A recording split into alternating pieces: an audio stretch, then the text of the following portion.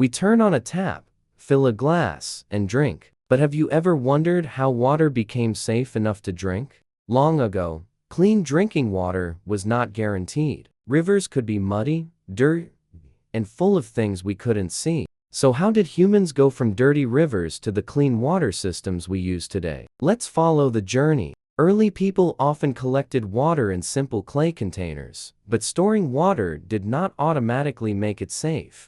Imagine finding a beautiful river and wondering, can I safely drink this? There was no laboratory to give you the answer. One simple idea was filtering. People could pass water through cloth or other materials to remove some dirt.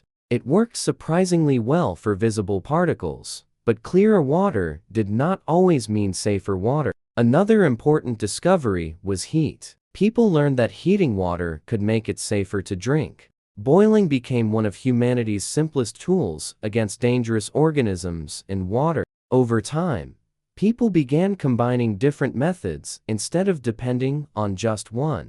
Growing communities also needed to store huge amounts of water. Large containers and reservoirs helped supply people. Then came another big idea of water where people needed it. Channels and underground systems helped transport it. Ancient civilizations even built impressive aqueducts to carry water across long distances. These systems changed daily life. Water no longer had to come directly from the nearest river. Public wells and pumps also made water easier for communities to access. But cities became crowded, and a new problem appeared.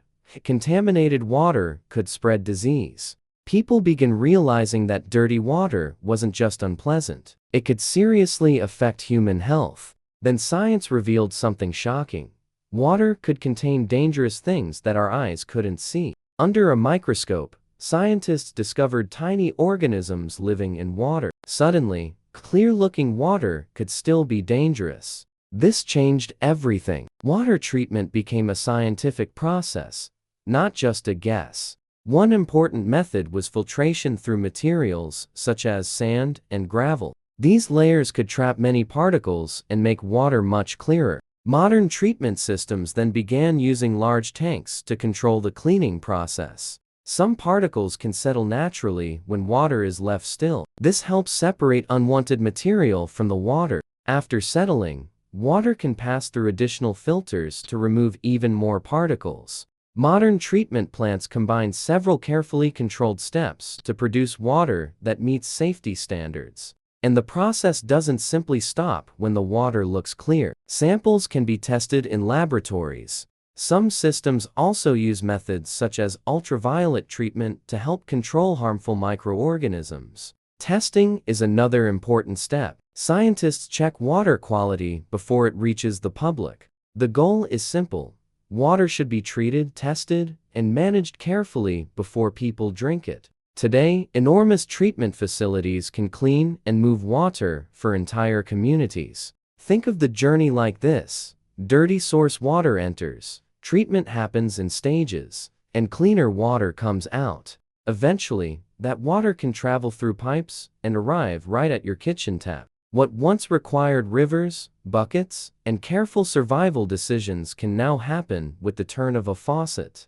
But remember, water looking clear is not the same as water being safe. Treatment and testing matter. The story of clean water is really a story of human learning from observation, to science, to modern engineering. Every clean glass represents centuries of discoveries, mistakes, inventions, and improvements. Filtration, settling, disinfection, testing, and careful management all play important roles in modern water treatment. So the next time you drink a glass of water, remember how extraordinary that simple moment really is. From dirty rivers to modern treatment plants, clean water is one of humanity's greatest everyday achievements. And it all started with one simple question: how can we make water safer?